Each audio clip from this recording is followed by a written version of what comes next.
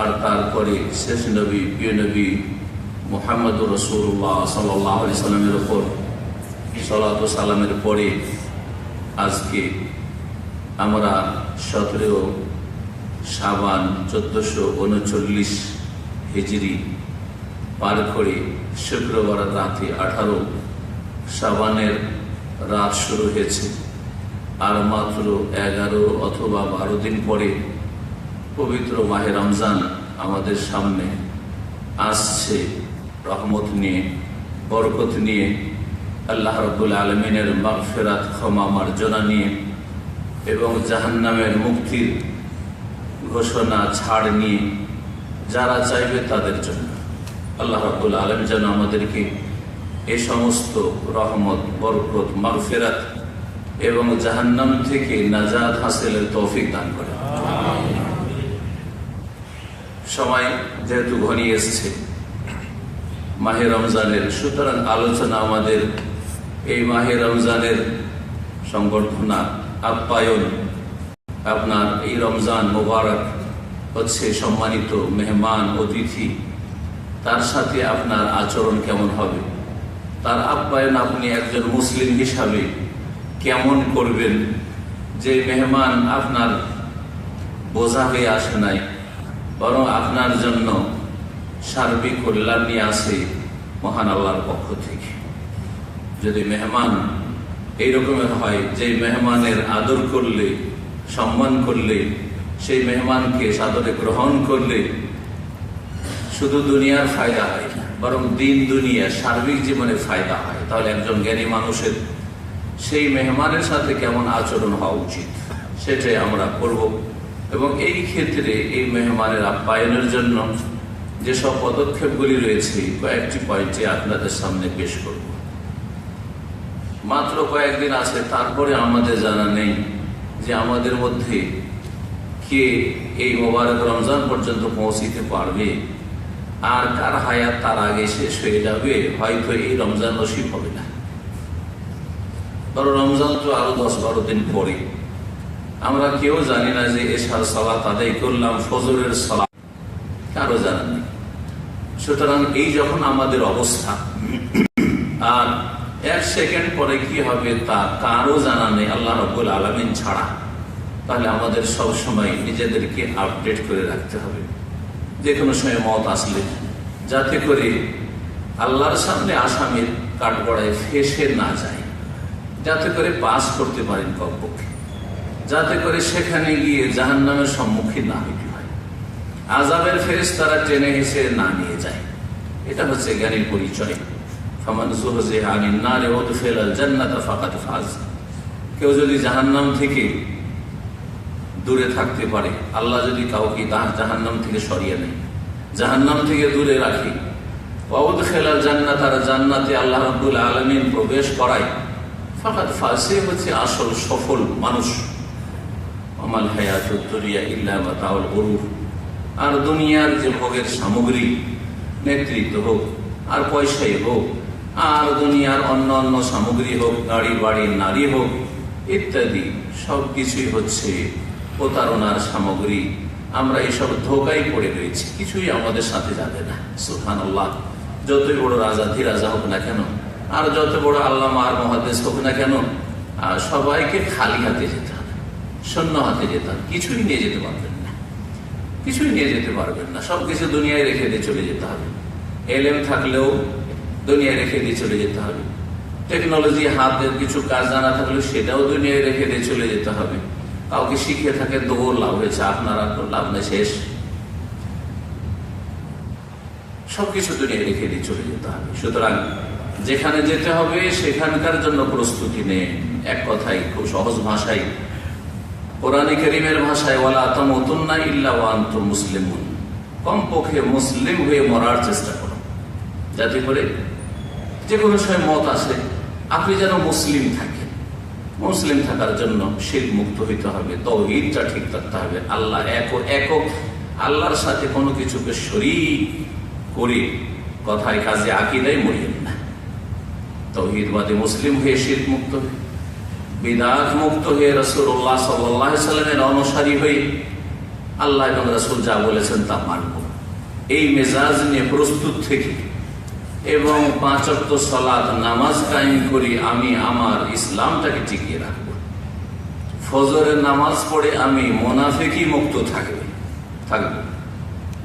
মুনাফিকি যদি মুক্ত থাকতে পারেন ফজরটা ঠিক আছে, কুফরি মুক্ত থাকতে পারেন 5 ওয়াক্ত নামাজ ঠিক রেখে, শিরক থেকে মুক্ত থাকতে পারেন কবর মাজার পূজা এইসব বাদ দিয়ে, আর ওলি আউলিয়ারা নিতে পারেন অসাধারণ ক্ষমতা রাখেন এসব শিরকি আকীদা বাদ দিয়ে, আর বিদআতে হাসানা সাইয়্যা ভালো মন্দ বেদাত 2 রকম আছে, ভালোটা করলে অসুবিধা নেই, এসব বিদআতি আকীদা বাদ দিয়ে যদি নবী ভক্ত হইতে পারেন তাহলে আপনি আমি মুসলিম।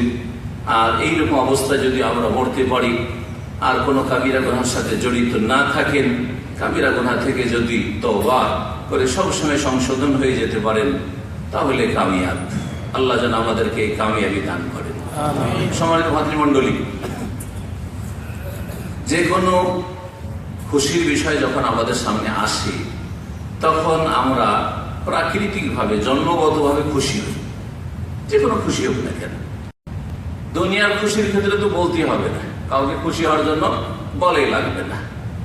যখন সুসংবাদ আসে তখন কাউকে বলা লাগে না যে আপনি একটু হাসেন, একটু খুশি হন, আপনার ঘরে ছেলে জন্মেছে, হ্যাঁ, অথবা আপনার অনেক টাকা লাভ হয়েছে, অথবা আপনার দুনিয়ার কোনো বড় একটা কিছু হয়েছে, আপনার ছেলে একটা বেটার চান্স পেয়েছে, খুব বড় একটা চান্স পেয়েছে, যে কোনো হোক না, আপনার ছেলে একটা ডাক্তার হয়ে বেরিয়ে এসছে, একটা বড় ইঞ্জিনিয়ার হয়ে বেরিয়ে এসছে, অথবা যে কোনো কিছুই হোক না কেন দুনিয়ার খুশির ক্ষেত্রে বলতে হয় না যে আপনি খুশি হন।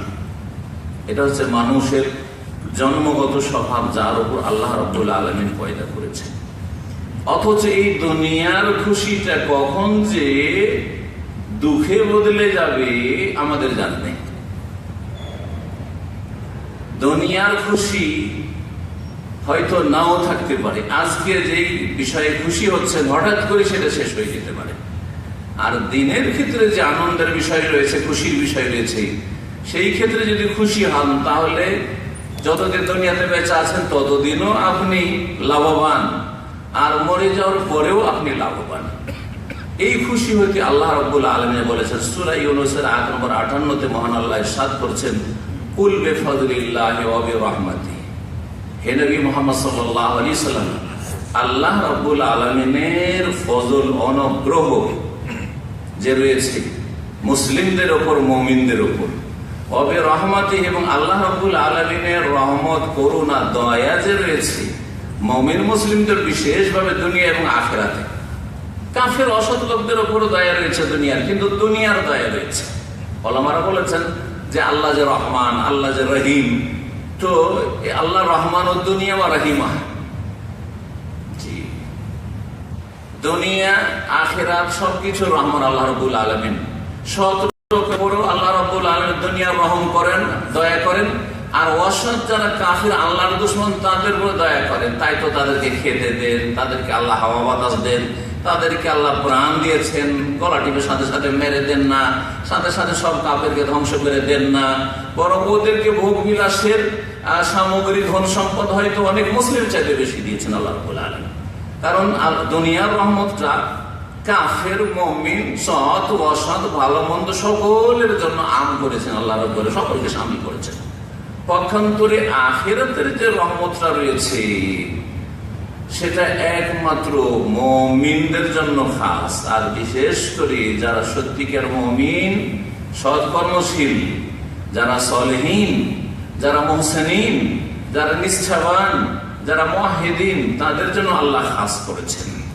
তো এই আল্লাহর রহমত এবং আল্লাহর যে ফজল রয়েছে, যেটা দুনিয়াতেও আমার আপনার কাজে আসবে আর আখিরাতেও কাজে আসবে, এইরকম ধরনের আল্লাহর ফজল মানে আল্লাহর অনুগ্রহ আর আল্লাহ রাব্বুল আলামিনের রহমত, আল্লাহর দয়া, এর উপর খুশি হওয়া উচিত। ফাবিযালিকা ফালিয়াফরাহু, এই আল্লাহর ফজল এবং রহমতের উপর, আল্লাহর অনুগ্রহ এবং দয়ার উপর তারা যেন, অর্থাৎ মুমিন মুসলিমরা যেন খুশি হয়, আনন্দ প্রকাশ করে। হুয়া খায়রুম মিম্মা ইয়াজমাউন, আর মানুষ দুনিয়ায় মেলা কিছু জমা করে, সঞ্চয় করে, আল্লাহ বলছেন, কিন্তু যতই কিছু সঞ্চয় করুক না কেন, সবচেয়ে উৎকৃষ্ট সম্পদ যেটা সঞ্চয় করে মানুষ, সেটা হচ্ছে এটা কি? আল্লাহর ফজল আর আল্লাহর রহমত। তো এই রমজান মাস হচ্ছে আল্লাহ রাব্বুল আলামিনের ফজল, করম। এই রমজান মাস হচ্ছে আল্লাহ রাব্বুল আলামিনের মহা অনুগ্রহের মাস। রমজান মাস হচ্ছে আল্লাহর রহমত, আল্লাহর বরকত। এতে রয়েছে আল্লাহর পক্ষ থেকে মাগফিরাতের ঘোষণা, এতে রয়েছে আল্লাহ রাব্বুল আলামিন ইতকুম মিনান নার, জাহান্নাম থেকে মুক্তির ঘোষণা। যারা চাইবে তাদের জন্য, অন্তর থেকে চাইবে, কথার দ্বারা চাইবে, আমলে, চালচলনে, কাজে কর্মে চাইবে, তাদের জন্য এসব রয়েছে। এর উপর খুশি হওয়া উচিত হবে। যালিকা ফালিয়াফরাহু হুয়া খায়রুম মিম্মা ইয়াজমাউন। মানুষ কত কি জমা করে, সঞ্চয় করে। কেউ টাকা পয়সা সঞ্চয় করছে, কেউ ওপরে বাড়ার জন্য ইলেকশন লড়ছে, কেউ আর কিছু করছে, পাইতারা করছে কত রকম করে, যা আমি কি করে আমার এই পজিশন যেতে পারি। যাকে মনে করে যে আমার জন্য ঝুঁকি হইতে পারে, তাকে সরাবার চেষ্টা করছে, যে কে রাখবো না, যাতে কোনো আমার জন্য ঝুঁকি না থাকে, ঝুঁকি মুক্ত আমার যেন ক্ষমতা হয়ে যায় বা নেতৃত্ব হয়ে যায়। এক কথায় আল্লাহ রাব্বুল আলামিনের ফজল এবং রহমতের উপর আল্লাহ খুশি হইতে বলেছেন। দুনিয়ার আর কোনো কিছু নেই যার উপর আল্লাহ খুশি হওয়ার কথা বলেছেন। বেশি পয়সা আছে, খুশি হন, আল্লাহ বলেন না। বেশি ছেলে মেয়ে আছে, খুব খুশি হন, কথা আল্লাহ বলেন না। যদিও এগুলো নিয়ামত, যদি এগুলো ভালো কাজে লাগানো যায়, ছেলে মেয়েরা ভালো হয়, ধন সম্পদ যদি আল্লাহ সন্তুষ্টির কাজে লাগানো যায় তো ভালো কথা। কিন্তু অধিকাংশ লোক এই ক্ষেত্রে ভালো কাজে লাগাতে পারে না, বা অধিকাংশ মানুষের ছেলে মেয়েরা ভালো হয় না। সেই জন্য আল্লাহ বলেছে, ইন্নামা আমওয়ালুকুম ওয়া আওলাদুকুম ফিতনা, নিশ্চয় তোমাদের ধন সম্পদ আর তোমাদের ছেলে মেয়েরা তোমাদের ফিতনার কারণ। কত লোক তাদের জন্যই খারাপ হচ্ছে। আরে ছেলে মেয়েদের পেটের চিন্তা করেই হারাম ব্যবসাতে লেগেছেন। নিজের পেটের চিন্তা থাকলে এত চিন্তা ছিল না, ওদের চিন্তায় আপনাকে হারামে লিপ্ত করেছে, সুদে ঘুষে বেঈমানিতে আর চুরি করায়। বহু লোক এও পাপে লিপ্ত হয়েছে, ওদের কারণে আপনার খারাপ হয়েছে হয়তো। অথবা আপনার যদি খারাপ না হয়, তারা আপনার জন্য পরীক্ষার কারণ হয়ে গেছে, তাদের কারণে আপনাকে মানসিক কষ্ট পেতে হচ্ছে, বা তাদের যন্ত্রণা আপনাকে বরদাস্ত করতে হচ্ছে। সুতরাং আল্লাহ ছেলে মেয়ে, ধন সম্পদ এগুলোকে ফিতনা বলেছেন। ফাত্তাকুল্লাহ মাস্তাতা'তুম, সুতরাং যথাসাধ্য এসব ক্ষেত্রে, দুনিয়ার এইসব ভোগের সামগ্রীর ক্ষেত্রে আল্লাহকে ভয় করো, তাকে অর্জন করো। সম্মানিত ভাতৃমণ্ডলী, যখন কোনো ব্যবসার সিজন আসে, দুনিয়ার ব্যবসা বিজনেস যারা করেন, এটা সিজন আছে ব্যবসা। প্রত্যেক ব্যবসার কি আছে? সিজন আছে। দেখবেন ব্যবসায়িকরা ওই সিজনে কেমন যে ধুমধাম করে তারা খাটনি করে, মেহনত করে, আর কত যে তারা চেষ্টা চালায়। রমজান মাসে উমরার হিড়িক পড়ে যায়, উমরা অফিসগুলিতে দেখেন কত রকমের তাদের। হজের সময় যারা হজের কারবার করছে, বিজনেস, দুনিয়ার বিজনেস তাদের। এইরকমই আপনার যে কোনো ব্যবসা রমজান মাসে মানুষের কেনাকাটা বেড়ে যায়। দেখেন সুপার মার্কেট গুলিতে অফার, আর তারপরে নতুন নতুন আইটেম ইত্যাদি, ঈদের সময় কাপড় চোপড় ইত্যাদি, আর খাবার দাবার। ব্যবসায়ীরা ঈদের সময় যে তাদের 24 ঘন্টার বেশি যদি সময় পেত তো ডিউটি করতো না। তাহলে যে কোনো দুনিয়ার ব্যবসায়িকরা তাদের ব্যবসাতে লাভবান হওয়ার জন্য, সুখী হওয়ার জন্য কত রকমের প্রচেষ্টা চালায়। এরা যদি দুনিয়ার কাজের, দুনিয়ার ব্যবসায়িকরা এরকম হয়, তো যে আল্লাহর সাথে ব্যবসা করে তার আচরণটা কেমন হওয়া উচিত? যে তিজারতের কথা, ব্যবসার কথা কোরআনে কারিমে বলা হয়েছে, হাল আদুল্লুকুম আলা তিজারাতিন তুনজিকুম মিন আযাবিন আলীম। আল্লাহ বলেন নাই তোমাদেরকে কি এমন তিজারত ব্যবসা বলে দেব, তুনজিকুম মিন আযাবিন আলীম, যেই ব্যবসা তোমাদেরকে মর্মান্তিক শাস্তি থেকে রক্ষা করবে। দুনিয়ার ব্যবসা দিয়ে আল্লাহর আযাব থেকে, মর্মান্তিক শাস্তি থেকে কখনো রক্ষা পাবেন না। কিছু লাভ হবে, কিছু পয়সা হবে, কিছু সুখী হতে পারবেন, কিন্তু এমন ব্যবসার কথা কোরআনে আল্লাহ বর্ণনা করেছেন যে ব্যবসা আল্লাহর আযাব থেকে, দুনিয়া এবং আখিরাতের আযাব থেকে, কবরের আযাব থেকে, জাহান্নামের আযাব থেকে রক্ষা করবে। তারপর আল্লাহ তুমিনুনা বিল্লাহি ওয়া রাসূলিহি ওয়া তুজাহিদুনা ফি সাবিলিল্লাহি বিআমওয়ালিকুম ওয়া আনফুসিকুম ইত্যাদি ইত্যাদি আল্লাহ রাব্বুল আলামিন বর্ণনা করেছেন। তো ব্যবসা হচ্ছে দ্বীনের ব্যবসা, ব্যবসা হচ্ছে রবের সাথে বান্দার ব্যবসা, মাবুদের সাথে আব্দের আল্লাহর গোলামের ব্যবসা। এই ব্যবসার সময় আসছে এই রমজান মাস।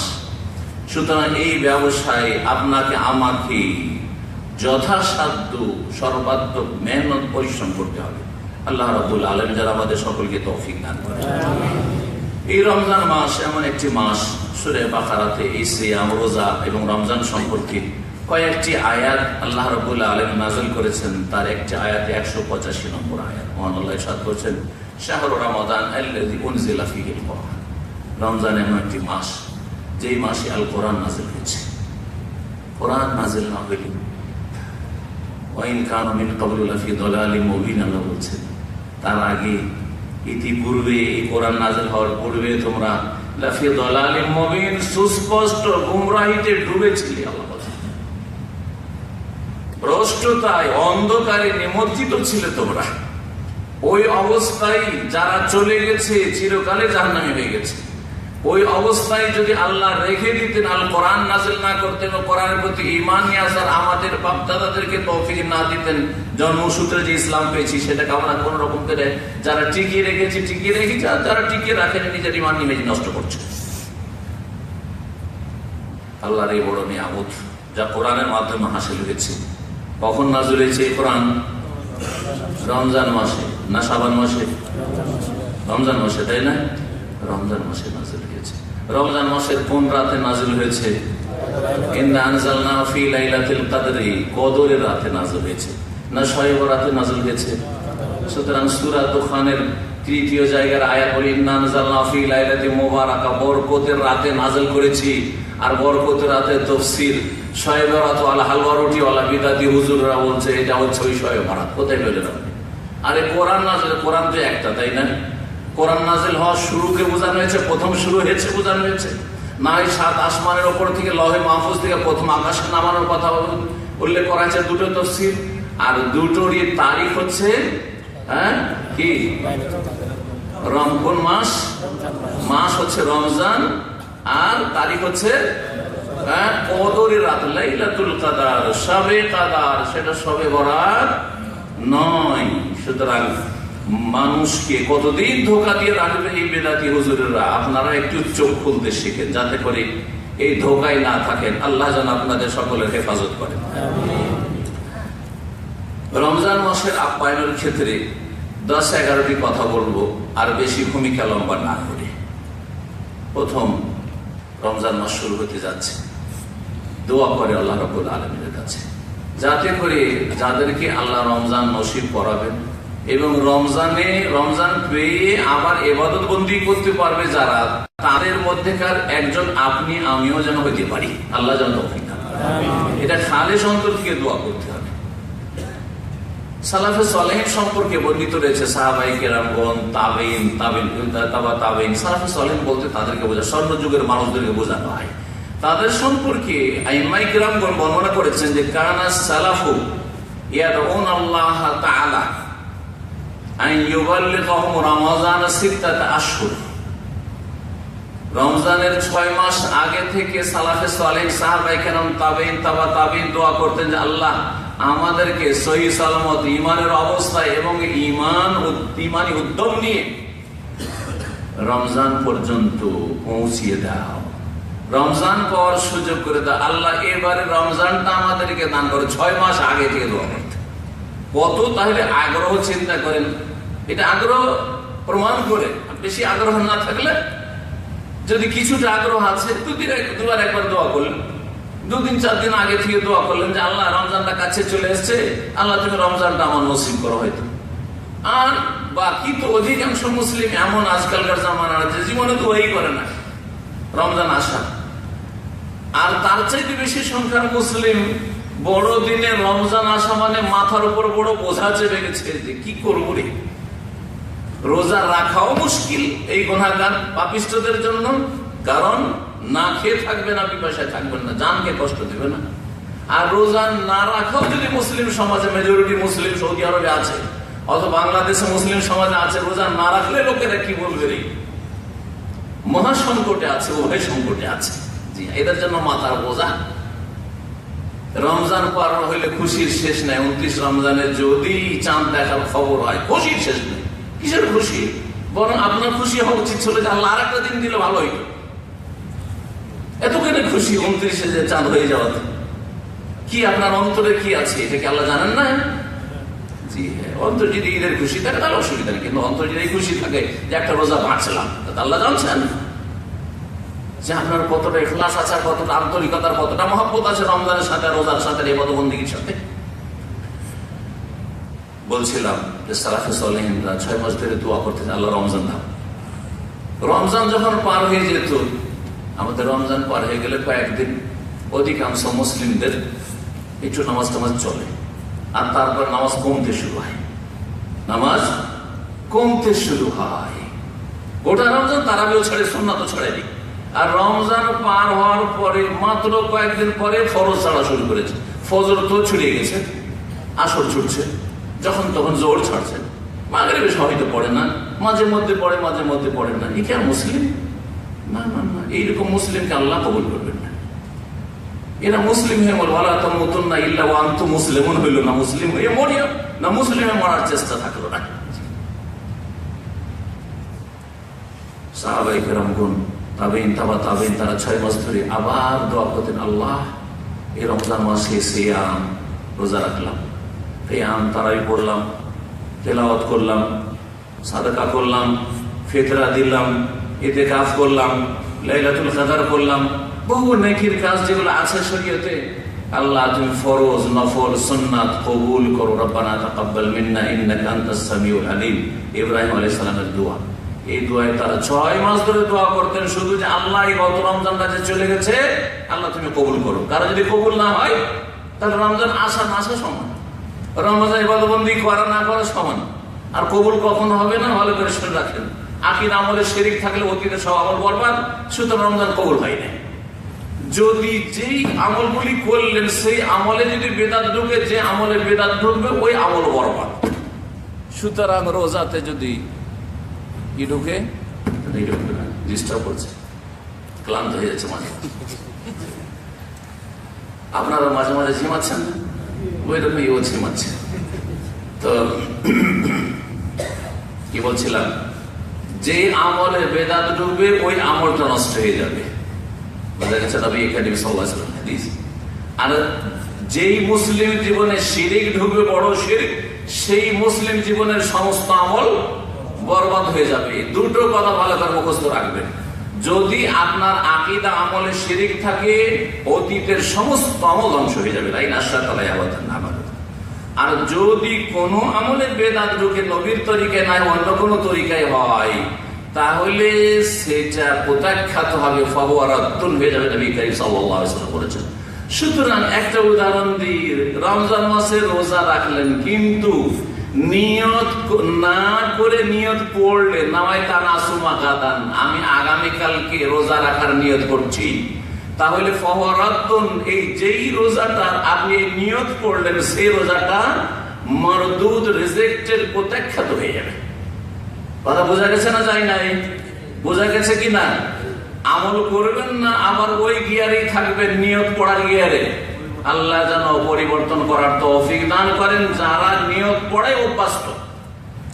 কারণ বেশি ঝাল খেয়ে অভ্যাস থাকলে নরমাল ঝাল খেতে ভালো লাগে না। বেশি লবণ খাওয়া যাদের অভ্যাস, তাদেরকে নরমাল লবণ ভালো লাগে না। কথা ঠিক কিনা? জি হ্যাঁ, জিভাটাকে পরিবর্তন করতে হবে, তাহলে আপনি সুস্থ থাকবেন। ঝাল বেশি খাওয়া ভালো না, আর লবণ বেশি খাওয়া ভালো না। কথা বুঝছেন না? ঠিক তেমনি শিরক বিদআত করলে কাজ হবে না, ওগুলো বাদ দিয়ে বেদাত করা মানে অতিরিক্ত। নবী সাল্লাল্লাহু আলাইহি ওয়াসাল্লাম করেন, তার সাহাবীরা করেন, খলিফা রাশিদ করেন, বেশি করে অভ্যাস হয়ে গেছে, বেদাতে হাসান না। আরে নবী সাল্লাল্লাহু আলাইহি ওয়াসাল্লাম সাহাবীরা করেননি, কিন্তু কাজটা মন্দ কি করলাম, মনে মনে নিয়ত করলাম, মুখেও নিয়ত করলাম। এই যে বেশি আপনার নুন খাওয়া অভ্যাস হয়ে গেছে, এটা বর্জন করতে হবে, না হলে আমল নষ্ট হয়ে যাবে। নাওয়াইতা নাসুম গাদান যদি পড়েন তো রোজা নষ্ট হয়ে যাবে। সুতরাং নিয়ত পড়ার বিষয় নয়, নিয়ত করার বিষয়। নিয়ত করবেন, নিয়তের জায়গা মুখ নয়, জবান নয়, নিয়তের জায়গা হচ্ছে কলব, হৃদয়, অন্তর। সুতরাং অন্তর থেকে প্রত্যেকে আমরা যে কোনো কাজ করলে নিয়ত করি, ভালো কাজও নিয়ত করি, আর যারা মন্দ কাজ করে তারাও মন্দ কাজের অসৎ নিয়ত নিয়ে বের হয়। ইন্নামাল আমালু বিন্নিয়া, মানুষের আমল কর্ম নির্ভরশীল নিয়তের উপর, অন্তর থেকে নিয়ত হয়। আল্লাহ যেন বুঝার তৌফিক দান করে। সম্মানিত ভাতৃমণ্ডলী, এইভাবে আমরা দোয়া করব যাতে করে আমরা রমজান পাই, আর রমজান যেন আমাদের কবুল হয়। আল্লাহ যেন আমাদের নেক আমল কবুল করেন। 2 নম্বর রমজান আপ্যায়নের উপায় হচ্ছে যে আপনি আপনার অন্তরটাকে সাফ রাখবেন। যে কোনো মুসলিম সম্পর্কে তার সাথে মতের ভিন্নতা থাকতে পারে, সবার মত এক হবে সবকিছুতে জরুরি নয়। আকীদার যদি ঝগড়া না থাকে তাহলে কোনো সমস্যা নেই। হয়তো আকীদার ঝগড়া সবচেয়ে বড় সমস্যা, আকীদাই পার্থক্য। যেমন আমি বলছি যে এইদিকে কিবলা, আর আপনি বলছেন এইদিকে কিবলা, তাহলে কি চলবে না? কিবলা একটা দিতে হবে। ওটা বোঝা গেছে কিনা? আমি বলছি যে এক আল্লাহর ইবাদত করতে হবে, তিনি ছাড়া আর কেউ দাতা না, কেউ দিতে পারেন না। আর যদি আপনি বলেন না আমাদের গোস কুতুবরাও দিতে পারে না, এই ইখতিলাফ থাকলে হবে না। আমি বলছি আল্লাহ সমস্ত সৃষ্টির ঊর্ধ্বে, 7 আসমানের উপরে আরশে আজিম সমুন্নত, আর আপনি বলবেন যে আল্লাহ সর্বত্র বিরাজমান। এই আকীদার দ্বিমত থাকলে কাজ হবে না। ঈমান আর কুফরির লড়াই থাকলে, ঈমান আর গুমরাহির সংঘর্ষ কখনো হবে না, এইভাবে চলবে না। আমি বলছি যে নিঃশর্ত মানতে হবে, কোনো শর্ত না, চোখ বন্ধ করে মানতে হবে একমাত্র একজন ব্যক্তিকে, যাকে আল্লাহ স্পেশাল আমাকে আপনাকে হেদায়েত করার জন্য পাঠিয়েছেন। তিনি কে? সাইয়্যিদুল মুরসালিন খাতামুন নবী মুহাম্মদ রাসূলুল্লাহ সাল্লাল্লাহু আলাইহি ওয়াসাল্লাম। আপনি যদি বলেন যে আমাদের এত বড় হুজুর কিবলারা বুঝেনি, চলবে না? চলবে না। নবী সাল্লাল্লাহু আলাইহি ওয়াসাল্লামের সামনে আর কাউকে না করলে হবে না। এরা সাখাল হাদিস ও ফাহমা যাবি, হাদিস সহি আছে রাসূলুল্লাহ সাল্লাল্লাহু আলাইহি ওয়াসাল্লামের, তখন তার সামনে কারো ফতোয়া আর কারো ফিকহ চলবে না। ফিকহ চলবে একমাত্র রাসূলুল্লাহ সাল্লাল্লাহু আলাইহি ওয়াসাল্লামের ফিকহ। জি, এগুলো হচ্ছে আকীদার বিষয়। এগুলোতে একমত হয়ে যাওয়ার পরে একটা মাসলা একজন আলেমের বুঝে আসলো না, ফিকহের মাসলা, সুতরাং সে বললো যেন রফে দান করতে হবে না, আর একজন রফে দান করতে হবে সুন্নাত, আর এইটা পর্যন্ত সীমিত থাকলো ইখতিলাফ। এতে আমাদের অন্তরে ফাটল ধরলো না, আর অন্তরে কোনো দুশ্মনীয় পয়দা হইলো না, আর আমরা আলাদা আলাদা নাম লেবেল ও সাইনবোর্ডও লাগাইলাম না যে আপনি রফেদান করেন না সুতরাং আপনার নাম এই, আর আমরা রফেদান করি সুতরাং রফাদানি আমাদের নাম এই, আর একে অপরকে গালদাওয়াদাই শুরু করলেন। এইগুলো যদি করেন তাহলে বালা মুসিবত। না হলে যদি ইখতিলাফ পর্যন্ত সীমিত থাকতো তাহলে অত বড় বিষয় ছিল। যদিও এখানে হকের সন্ধানের চেষ্টা চালাইতে হবে। কি বলছিলাম? মুসলিমদের মাঝে অন্তরে ফাটল থাকলে হবে না। রমজানের আপ্যায়নের জন্য দ্বিতীয় পদক্ষেপ হচ্ছে যে রমজান আসার আগে আগে দিলটা সাফ করে দেন, অন্তরটা পরিষ্কার করে দেন। কারো সম্পর্কে শত্রুতা, টাকা পয়সা ঝগড়া করেন, জমি জায়গা নিয়ে, অথবা ভাই বোনদের সাথে, খালা ফুফুদের সাথে, আত্মীয় স্বজনদের সাথে, বিশেষ করে যত কাস্টের লোক, বাপ মায়ের সাথে ছেলে মেয়েদের মনোমালিন্য, ছেলে মেয়েদের সাথে বাপ মায়ের, অথবা স্বামী স্ত্রীতে, এইভাবে কোন মুসলিম ভাইয়ের বিরুদ্ধে আপনার অন্তরে যেন হিংসা, বিদ্বেষ, শত্রুতা আর কোনো কালিমা না থাকে। এটা হচ্ছে দিল যদি সাফ না হয়, দিল যদি নাপাক হয়ে থাকে, তাহলে এই নাপাকি নিয়ে রমজানে ঢুকলে আপনাকে রমজান পাক করতে পারবে না। রমজান তখনই আপনাকে গুনাহ থেকে পাক করতে পারবে যখন অন্তরটাকে আপনি পাপ থেকে পাক পবিত্র করে দিয়েছেন। কারণ আগের অন্তর পাপ করে। এই জন্য কোরআনের ভাষা আল্লাহ বলছেন অন্তর পাপিষ্ট হওয়ার কথা আল্লাহ কোরআনে কেন বলেছেন। জি, অন্তর আগে পাপী হয়। যখন অন্তর পাপী হয় তখন হাতকে বলে, পাকে বলে, চোখকে বলে যে তুই এই কর, এই কর, এই কর, তখন খারাপ পদক্ষেপ হয়। আর অন্তর যখন সেই সালামত থাকে, সুস্থ থাকে, তখন হাত পা সবকিছুই সুস্থ থাকে। এই জন্য অন্তরের কাছে প্রতিদিন সকালবেলা নবী সাল্লাল্লাহু আলাইহি হাদিসে রয়েছে, যত অঙ্গ প্রত্যঙ্গ রয়েছে, চোখ থেকে আর মাথা থেকে ব্রেন গতি থেকে শুরু করে পা পর্যন্ত সব জোড় হাত করে, আর অন্তরকে বলে দেখো তোমার কারণে আমরা কিন্তু খারাপ হচ্ছি, তুমি সোজা আমরাও সোজা, সুতরাং আল্লাহর রাস্তায় তুমি সোজা থাকো, আমরাও সোজা থাকবো। অন্তরটাকে সোজা করেন আল্লাহ, যেন অন্তরকে সাফ রাখার তৌফিক দান। অন্তর সাফ না থাকলে জান্নাতে যাওয়া যাবে না, এটা কি জানা আছে? কোরআনে কারীমে আল্লাহ বলেছেন, ইয়াউমা লা ইয়ানফাউ মালুন ওয়ালা বানুন ইল্লা মান আতাল্লাহ বিকলবিন সালিম। কিয়ামতের দিন হাসরের মাঠে লা ইয়ানফাউ মালুন, ধন সম্পদ কাজে আসবে না, ওয়ালা বানুন, ছেলেমেয়েরা জনবল কাজে আসবে না, ইল্লা মান আতাল্লাহ, যে আল্লাহর কাছে আসতে পারবে, বিকলবিন সালিমিন, সহি সালামত, সুস্থ অন্তর নিয়ে, তাতে শিরকের রোগ নাই, কুফরির রোগ নাই, বেদাতের রোগ নাই, হিংসার রোগ নাই, বিদ্বেষের রোগ নাই, শত্রুতার রোগ নাই। জি, ইহুদির চাইতে, খ্রিস্টান চাইতে, কাফেরের চাইতে, আল্লাহ দুশমন চাইতে, একেবারে শিরকে ডুবে আছে, তাদের চাইতে বেশি সহি আকীদার ভাইদের সাথে দুশমনী রাখে। কেন? দেওয়ানবাগী সম্পর্কে তো কোনো কেস করলো না। আক্রোশী যারা নাচানাচি করে নারী পুরুষ, তাদের বিরুদ্ধে তো কোনো কেস হয় না। জাকের পার্টি, ভান্ডারীদের সম্পর্কে তো কোনো কেস হয় না।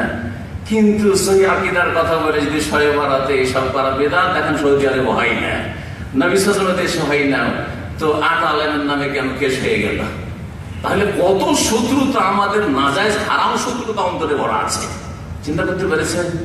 এই নিয়ে যদি রমজান আসে, এরকম যদি কিয়ামত পর্যন্ত বেঁচে থাকে কোনো মানুষ, আর অন্তর যদি সহি ইসলাম মানার যারা মানছে তাদের বিরুদ্ধে যদি অন্তর সাফ না হয়, তাহলে আর কার বিরুদ্ধে সাফ হবে?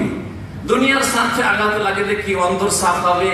হিংসা শত্রুতা, মারবো ধরবো, ওকে আগে বাড়তে দেবো না, এইসবই করতে থাকবেন, কোনোদিন মাফ হবে না, কোনোদিন জান্নাত পাওয়া যাবে না। ইল্লা মান আতাল্লাহ বিকলবিন সালিম। আল্লাহ আমাদের অন্তরকে যেন সাফ করার তৌফিক দান করেন, এবং আল্লাহ অন্তরে যেন উদারতা দান করেন তৌহিদের ভিত্তিতে। উদারতা মানে এই নয় যে তোমরা শিরককে শিরক বলবো না, তোমরা বেদাত করো বেদাতকে বেদাত বলবো না, এটা ভুল কথা। উদারতা মানে তৌহিদের ভিত্তিতে আর নবী সাল্লাল্লাহু আলাইহি ওয়াসাল্লামের আদর্শের ভিত্তিতে আপনারা কাছে আসেন।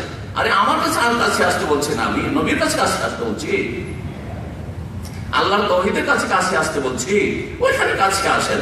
এইভাবে কাছাকাছি আসতে হবে।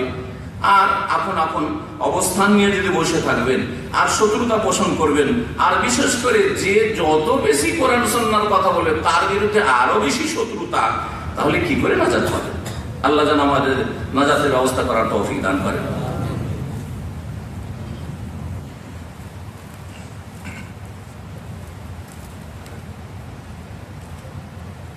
শাবানের 15 তারিখ সম্পর্কে শবে বরাত নামটি নেই, কিন্তু এই শাবানের 15 তারিখ বা 15 শাবান, নিসফে শাবান মানে শাবানের অর্ধরাত, যেটা শাবানের মাঝামাঝি যে রাতটি রয়েছে, এই রাতটি সম্পর্কে বেশ কিছু হাদিস রয়েছে তিরমিজিতে, ইবনে মাজাতে, বাইহাকিতে, সবগুলি প্রায় জাল জয়ীফ, জাল আর অত্যন্ত জয়ীফ, কোনটাই সহিহ নয়।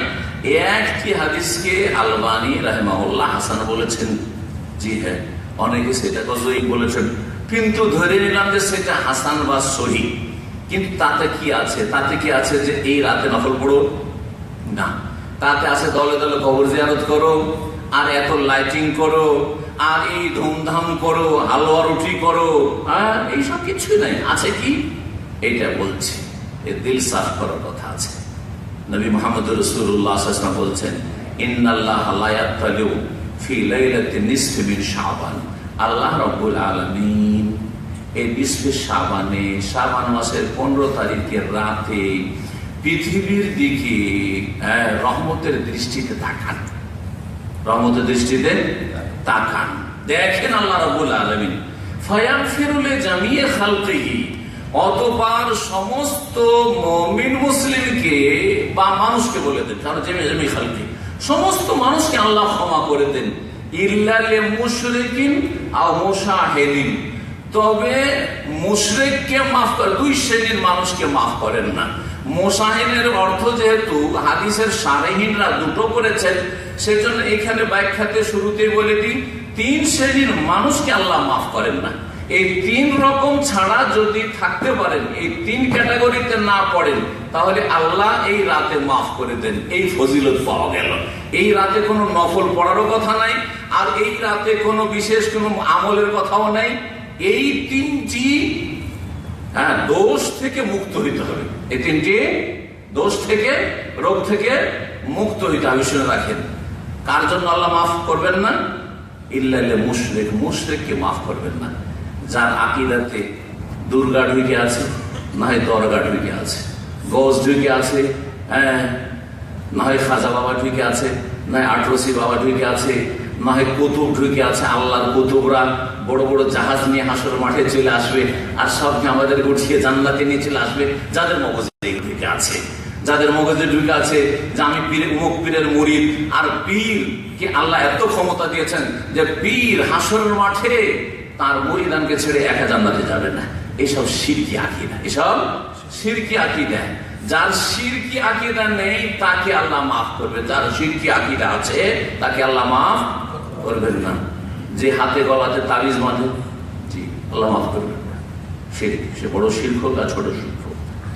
যারা জাদুটনা করে আল্লাহ ওদেরকে মাফ করবে না। যারা জ্যোতিষীর কাজ করে, গণকের কাজ করে, ওদেরকে আল্লাহ মাফ করবেন না। এইরকম বহু যে শিরকুল রয়েছে। ইল্লাল মুশরিকিন, মুশরিককে আল্লাহ মাফ করেন না। সুতরাং রমজান আসার আগে কি করতে হবে? শিরক মুক্ত হইতে হবে। তাহলে মাফ পেয়ে গেলেন, মাফ পেয়ে গেছেন। 15 শাবান থেকে আজকে 18 শাবানের রাত, এই মাফ পেয়ে গেছেন যদি শিরক মুক্ত থাকতে পারেন। 1। 2 নম্বর হচ্ছে আও মুশাহিন, মুশাহিনকে আল্লাহ মাফ করেন না। মুশাহিনের একটি তাফসীর হচ্ছে যে শাহনা মানে বিদ্বেষ। যার অন্তরে বিদ্বেষ আছে, যার অন্তরে শত্রুতা আছে, যার অন্তরে হিংসা আছে, যার অন্তরে পাটক আছে, শুধু জিলাপির মতো সোজা না, মানুষকে ভালো নজরে দেখে না, মানুষের ক্ষতি হোক লাভ হোক উপকার হোক এটা বরদাস্ত করতে পারে না। কেউ যদি পাশের বাড়ি বা পাশের লোক যারা আশেপাশে থাকে তারা উন্নতি করে, তো অন্তরের এমন জ্বালা হয় যে সারা রাত সে জ্বালাতে ঘুমাইতে পায় না, ঘুমাতে পারে না। এরগুলোকে আল্লাহ মাফ করে না, মাফ করেন না আল্লাহ রাব্বুল আলামিন। অন্তরকে এইসব রোগ থেকে মুক্ত করতে হবে। এটা হচ্ছে 2 নম্বর। তাহলে কি করতে হবে? কারোর সাথে যদি ঝগড়া বিবাদ হয়ে থাকে, আপনি আগে গিয়ে সালাম দেবেন, কথা বলে সালাম আলাইকুম। রাস্তাতে দেখা হয়েছে, সালাম আলাইকুম। দেখা হয় না কিন্তু আপনার বংশধর, আত্মীয় স্বজন, তাহলে আপনি একটা টেলিফোন দেন, চাচা সালাম আলাইকুম, ভালো আছেন? জি। চাচার সাথে হয়তো রাগ করে 1 বছর 2 বছর থেকে কথা বলেন না, অসুবিধা নেই। খালাফুকুর সাথে ঝগড়া আছে, ভাইয়ের সাথে ঝগড়া হয়েছে, মনোমালিন্য আছে, অন্তরকে সাফ করে দেন। ভাই সালাম আলাইকুম। ওয়ালাইকুম সালাম, কেমন আছেন? ভালো আছেন? ছেলে মেয়ে কেমন আছে? তাহলে আল্লাহ মাফ করে দেবেন, আল্লাহ মাফ করে দেবেন। আল্লাহ যেন অন্তরকে সাফ করার তৌফিক দান করে। 3 নম্বর মুশাহিন মানে মুবতাদি, মুশাহিন মানে বেদাতিকে আল্লাহ মাফ করেন না। সুতরাং রমজানে যদি ওই নামাইতো পড়েন, মাফ করবেন না। প্রতিদিন নামাজ পড়ছেন, নামাইতো আনুসাল্লিল্লাহি তাআলা সালাতের নিয়ত পড়ে, যাই নামাজের দোয়া পড়ে, একটা গাইতো বেহাজাল ইমাম পড়ে, সম্মিলিত মোনাজাত করে, আর এইরকমই বহু বেদাত, এই 6 বরাতের বেদাত করলেন, মাফ করবেন? আল্লাহ মাফ করবেন না। চিন্তা করেন যে নবী সাল্লাল্লাহু আলাইহি ওয়াসাল্লাম বলছেন যে বেদাতিকে আল্লাহ মাফ করেন না, আর এই রাতেই 4-5টা 6টা বেদাত করছে না। এই রাতের নাম হচ্ছে শবে বরাত, বেদাতি কথা। এই রাত হচ্ছে ভাগ্য রজনী, বেদাতি ধারণা। এই রাত হচ্ছে হালুয়া রুটি সওয়াবের কাজ। এই রাতে হালুয়া রুটি নিজে খেতে হবে, গরিব মিসকিন খাওয়াইতে হবে, তার আশায় বসে থাকতে হবে, আসবে খাবে। এই রাতে দলে দলে কবর জিয়ারত করতে হবে, এই রাতে সারা রাত জেগে নফল পড়তে হবে, সবগুলি বেদাতি কাজ। তো মুশাহিন বেদাতিকে তো আল্লাহ মাফ করেন না। সুতরাং মাফ হইল না এই সব বেদাত করার কারণে। কি বুঝলেন? বুঝলেন না? বুঝলেন না? এই রাতে এই 3টা আমল করতে হবে। শিরক থাকলে তওবা করেন শিরক থেকে, বেদাত থাকলে বেদাত থেকে তওবা করে সুন্নতের অনুসারী হয়ে যান, অন্তরে যদি কারোর সাথে বিদ্বেষ শত্রুতা থাকে, ঝগড়া বিবাদ থাকে, অন্তরটাকে পরিষ্কার করে নেন, নিজেও শান্তি পাবেন, মনটাও ঠান্ডা হবে, আর আরামে টেনশন মুক্ত হয়ে থাকতে পারবেন। আজকাল দুনিয়ার ডাক্তাররা, এমনকি অমুসলিম ডাক্তার 2-3 দিন আগে শুনছিলাম, বলছে হার্ট অ্যাটাকের বেশ কিছু কারণ রয়েছে, তার মধ্যে সবচেয়ে বড় কারণ হচ্ছে টেনশন। সবচেয়ে বড় কারণ হচ্ছে টেনশন। কারোর সাথে ঝগড়া, রেশারেশি, ওকে দেখবো, ও আমাকে দেখবে, কি জানি কখন যে সে আমার ক্ষতি করে, সুতরাং তার আমি ক্ষতি করার চেষ্টা করি। এই যে টেনশন যার আছে, এটা সবচেয়ে বড় কারণ। এই দুনিয়ার আজকাল সবচেয়ে বড় যেটা ঝুঁকিপূর্ণ রোগ, সেটা হচ্ছে হার্ট অ্যাটাকের রোগ। আল্লাহ রাব্বুল আলামিন আমাদেরকে দুনিয়া এবং আখিরাতের সমস্যা থেকে বাঁচিয়ে রাখেন। 3 নম্বর উপায় হচ্ছে রমজানের আপ্যায়নের, যে রমজান আসার আগে আগে অন্তরের সততার সাথে, ইখলাসের সাথে তওবা করেন। মৌখিক তওবা না, অন্তর থেকে তওবা করেন। তওবা করা মানে যেই কোনো গুনাহ করছেন সেই গুনাহ ছাড়তে হবে, 1। 2 নম্বর, সেই গুনার উপর অনুতপ্ত লজ্জিত হইতে হবে। 3 নম্বর, আগামীতে আমার এই জীবনে এইরকম গুনাহ হবে না, এই গুনাহ হবে না, ওটা হলো ওই গুনার তওবা। আর যদি মানুষের হক থাকে তাহলে সেটা মানুষকে দিয়ে দেওয়া বা তার কাছ থেকে ক্ষমা নেওয়ার ব্যবস্থা করা। এই 4টি শর্ত বান্দার হকের ক্ষেত্রে, আল্লাহর হকের ক্ষেত্রে 3টি শর্ত। অনেকেই তওবাকে ভুল বুঝেন, যার ফলে একটা গুনাহ করেই যাচ্ছেন, গুনাহ ছাড়েন না, কিন্তু সকাল বিকেল শতবার হয়তো আস্তাগফিরুল্লাহ আস্তাগফিরুল্লাহ আস্তাগফিরুল্লাহ রাব্বি মিন কুল্লি যাম, আমাদের দেশে শেখানো হয়েছে। যদি এটা হাদিসের দোয়া না, হাদিসের দোয়া আস্তাগফিরুল্লাহ আল্লাযী লা ইলাহা ইল্লা হুয়াল হাইয়ুল কাইয়্যুম ওয়া আতুবু ইলাইহি বা আস্তাগফিরুল্লাহ ওয়া আতুবু ইলাইহি, কিন্তু মাঝখানে রব্বি মিন কুল্লি যাম এটা একটু বাড়ানো। আমাদের দেশের লোকেরা বাড়াইতে অভ্যাস, বোঝা গেছে? লবণ বেশি খেয়ে অভ্যাস, বললাম না? নবী সাল্লাল্লাহু আলাইহি ওয়াসাল্লাম বলেন আস্তাগফিরুল্লাহ আর ওয়া আতুবু ইলাইহি, মাঝখানে আমরা লবণ বাড়িয়ে দিলাম কি রব্বি মিন কুল্লি যাম। এই অভ্যাসগুলো আমাদের দেশে দেখেছি, আরো দেশে। কোন আরবিকে বলেন আস্তাগফিরুল্লাহ রব্বি মিন কুল্লি যাম, আপনার দিকে তাকাবেন নাই। আর আরো দেখার দরকার নেই, আপনি হাদিসে খুঁজেন, আর না থাকলে আল্লাহর রাস্তা ছেড়ে দেন। কারণ নবী সাল্লাল্লাহু আলাইহি ওয়াসাল্লামের ভাষা বেশি ভালো না আমার ভাষা বেশি ভালো? কার ভাষা বেশি ভালো? নবী কারীম সাল্লাল্লাহু আলাইহি ওয়াসাল্লাম যে দোয়া বলি, ইস্তিগফার বলেছেন, ওটা বেশি ভালো বরকত। যাই হোক, বলছিলাম যে মুখে হয়তো তওবা করছেন আর ওই গুনাহটা ছাড়ছেন না। আপনি বলছেন যে না না ভাই, আমি খুব তওবা করে নিয়েছি, কারণ আমি এখন 1 ওয়াক্ত নামাজ ছাড়ছি না। তওবা করেছেন ধরেন ব্যভিচার থেকে, তওবা করেছেন সুদ খাওয়া থেকে, কিন্তু সুদ ছাড়ছেন না, বেশি বেশি নামাজ পড়ছেন। তাহলে নামাজ ঠিক হইল, সুদের তওবা হইল না, জেনার তওবা হইল না, সমকামিতার তওবা হইল না, মদ খাওয়ার তওবা হইল না। বোঝা গেছে? কথাটা বোঝার চেষ্টা করবেন। অনেকে মনে করেন ভাই আমি এখন তাহাজ্জুদ ধরে রেখেছি, সুতরাং আমি তওবা করি। সে তাহাজ্জুদ ধরেছে, তাহাজ্জুদের সব, কিন্তু যেই গুনাহটা করছেন ওই গুনাহ ছেড়েছেন কিনা। আমি এখন চাষতের নামাজও পড়ি, কিন্তু ফজরে উঠেন না, তাহলে কি আপনার তওবা হয়েছে? নামাজ তো বাড়িয়েছেন আপনি, কারণ এতদিন চাষতের নামাজ পড়তেন না, সবাই তো দোহা পড়ছেন, এখন চাষতের নামাজ পড়ছেন। এতদিন তাহাজ্জুদ পড়তেন না, তাহাজ্জুদ পড়ছেন। এসা পরে যখন আমি বা রাত্রে যখন ঘুমাবার আগে যাই, তখন আমি তাহাজ্জুদটা পড়ে শুই, কিন্তু ফজরে জাগেন না। তাহলে কি তওবা হয়েছে? না, তওবা হয়নি। সুতরাং তুবু ইলাল্লাহি জামিআন আইয়ুহাল মুমিনুনা লাআল্লাকুম তুফলিহুন, যদি সফল কাম হইতে হয় তাহলে তওবা করতে হবে। রমজানের আগে তওবা করতে, এর আগে আমি আলোচনায় বলেছিলাম, সেই কথাটি আমার মনে আছে, গত বছর বলেছিলাম যে রমজান মাসের আগে তওবা করে রমজানে প্রবেশ করা ঠিক ওই রকমই যেমন নামাজ শুরু করার আগে গায়ে যদি পেশাব পায়খানা লেগে থাকে তো গোসল করা, ওযু না থাকে তো ওযু করা। বোঝা গেছে কিনা? ওযু না থাকলে নামাজ হবে? হবে না। ঠিক তেমনি রমজানের আগে যদি খালিস অন্তর থেকে তওবা না করেন তো শুধু রমজান আসলে গুনাহ মাফ হবে না। রমজান আসলে গুনাহ মাফ হবে না। গুনাহ চলতে আছে, গুনাহ চলতে আছে, ওর মধ্যে রমজানের রোজাও রাখছি আমি, এবার গুনাহ মাফ হয় না। গুনাহ মাফের জন্য আগে থেকে নাপাকি থেকে, আর এই নাপাকি হচ্ছে গুনার পাপের নাপাকি, এগুলো থেকে তওবা করতে হবে। তওবার দরজা আল্লাহর কাছে খোলা আছে, সমস্ত গুনাহ আল্লাহ মাফ করতে পারেন যদি খালেস অন্তর থেকে কেউ তওবা করে। কিন্তু তওবা মানে সেই গুনাহ বাদ দিতে হবে। 4 নম্বর রমজানের আপ্যায়নের উপায় হচ্ছে যে রমজান হচ্ছে আমলের মাস, রোজা রাখবেন। সুতরাং রোজার মাসলা মাসাইল শিখা ফরজ আগে। রমজান মাসে তারাবি পড়বেন, তারাবির মাসলা মাসাইল শিখা ফরজ। রমজান মাসে আপনি ইতিকাফ করবেন, ইতিকাফের মাসলা মাসাইল জানা ফরজ। রমজান মাসে আপনার লাইলাতুল কদরের বিষয়গুলি জানা ফরজ ইত্যাদি। তালাবুল ইলম ফারিদাতুন আলা কুল্লি মুসলিম। রমজান মাস আসার আগে রমজান মাস সম্পর্কে জ্ঞান অর্জন করবেন। অনেকেই রোজা রাখছেন, কিন্তু রোজা আর শুরু তো বিদাত, শেষও বিদাত। আমাদের সে একটা রোজা ইফতারি দোয়া আছে, বেদাতি দোয়া, মানাওয়ার দোয়া। হ্যাঁ, সে জাল মিশানো হয়েছে, ওইখানেও লবণ বাড়ানো হয়েছে, লবণ বাড়ানো হয়েছে, বোঝা গেছে। বলেন তো দেশি দোয়াটা একটা ইফতারি দোয়া। আল্লাহুম্মা সামতুলাকা, আল্লাহুম্মা সামতুলাকা। একজন বলুন। আল্লাহুম্মা কালা সামতু রিজকাকা ইফতারতু। না, এটা তো নয় হাদিস। আল্লাহুম্মা সামতুলাকা ওয়া তাওয়াক্কালতু আলা রিজকিকা ইফতারতু ওয়া হিয়া বিরাহমাতিকা। শুনেন, ভুলে গেছি। ফাজাইল আমল জানেন তো না? ফাজাইল আমলে একটা চ্যাপ্টার হচ্ছে ফাজাইল রমজান, ঠিক আছে?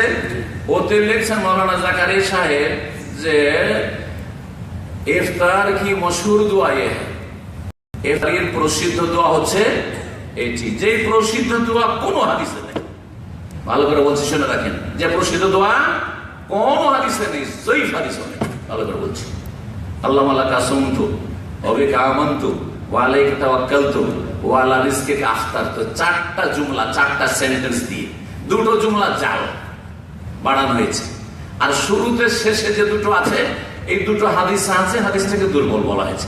আল্লাহ লাকা সুমতু ওয়া আলা রিজকিকা আফতারতু, এতটুকু হাদিস আছে জয়ীফ হইলেও, কিন্তু মাঝখানে ওয়া বিকা আমানতু ওয়া আলাইকা তাওয়াক্কালতু, সেটাকে কেউ আগে পরে করে বিভিন্ন এই রোজা শিক্ষা এইসব কিতাবে লেগেছে। কিন্তু যেটা প্রসিদ্ধ কিতাব ফাজাইলে আমল সবচেয়ে বেশি পড়া হয়, বেদাতি কিতাব যত পৃথিবীতে আছে তার মধ্যে এই বেদাতি কিতাবটি সবচেয়ে বেশি পৃথিবীতে পড়া হয়।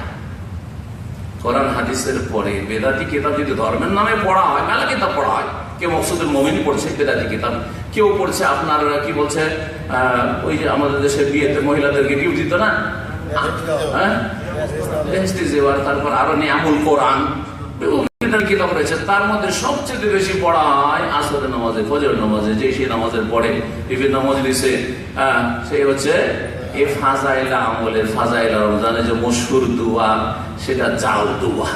তো এইরকম জাল দোয়া পড়লে কাজ হবে না, না না, এসব বাদ দিতে হবে। আর এসব বাদ দেওয়ার জন্য সহিহ ইলমটা শিখতে হবে। যখন সঠিকটা শিখবেন তখন নিজের ভুল নিজে সংশোধন করতে পারবেন। আল্লাহ যেন আমাদের সকলকে তৌফিক দান করেন। 5 নম্বর উপায় হচ্ছে রমজান মাসের আপ্যায়নের, যে আপনি আগে থেকে একটু আমলে অগ্রগামী হন, অ্যাডভান্স হন। রমজান মাস আসলেই শুধু তারাবি পড়বেন না, আগে থেকে একটু তাহাজ্জুদ পড়ার চেষ্টা করবেন। আর তাহাজ্জুদ মানে জরুরি নয় যে 11 রাকাতই পড়তে হবে বেতর, সর্বনিম্ন আপনি 2 রাকাতও পড়তে পারেন। 2 রাকাত পড়ে 1 রাকাত বেতর পড়ে। কিন্তু রাত্রে অন্ধকারে সবাই শুয়ে গেছে, তখন আল্লাহর সাথে একটু চুপি সারে লুকিয়ে লুকিয়ে আল্লাহর সাথে কথা বলেন। ওইটা নয় তাহাজ্জুদ। তাহাজ্জুদ মানে ফুল তাহাজ্জুদ জরুরি নাই, উত্তম তাহাজ্জুদ 11, কিন্তু 9ও পড়েছেন নবী সাল্লাল্লাহু আলাইহি ওয়াসাল্লাম, 7ও পড়েছেন। অসুস্থ থাকতেন বা সফরে থাকতেন, সফরে অনেক সময় পড়তেন না, সফরে থাকতেন বা অসুস্থ থাকতেন নবী সাল্লাল্লাহু আলাইহি ওয়াসাল্লাম, তখন 7 রাকাত পড়েছেন। 2 4 রাকাত পড়ে নেওয়ার পরে 3 রাকাত, অথবা 2 করে 6 রাকাত পড়ে নেওয়ার পরে 1 রাকাত পড়েছেন নবী করিম সাল্লাল্লাহু আলাইহি ওয়াসাল্লাম। শুধু 2 রাকাত পড়তে পারেন নবী করিম সাল্লাল্লাহু আলাইহি ওয়াসাল্লাম। হাদিস রাহিমাল্লাহু রাজুলান, ওই পুরুষের উপর আল্লাহ রহম করুক, রাত্রে সে জাগার পরে ফাসাল্লাহ মিনাল লাইল রাকাতাইন, রাত্রে 2 রাকাত নামাজ পড়ে। ওয়াই কাজা আহলাহু, তার স্ত্রীকে জাগায়, এই তুমি ওঠো নামাজ পড়ে, স্ত্রীকে উঠাইছে না।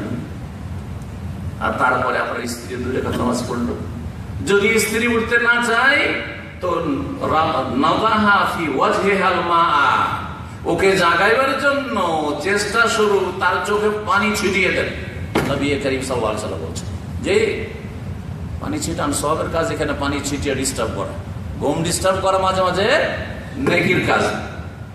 ওই রকমই রাহিমাল্লাহ ইমরাতান, ওই নারীর উপর আল্লাহ রহম করুক, নবী করিম সাল্লাল্লাহু আলাইহি বলছেন যে রাত্রে জেগে গেল, সাল্লাত মিনাল লাইলি রাকাতাইন, রাত্রে উঠে বেশি 2 রাকাত হয়তো নামাজ পড়ো। তারপরে স্বামীকে বলছে উঠো উঠো উঠো, তুমিও পড়ো, তুমিও 2 রাকাত নামাজ পড়ো। উঠছে না।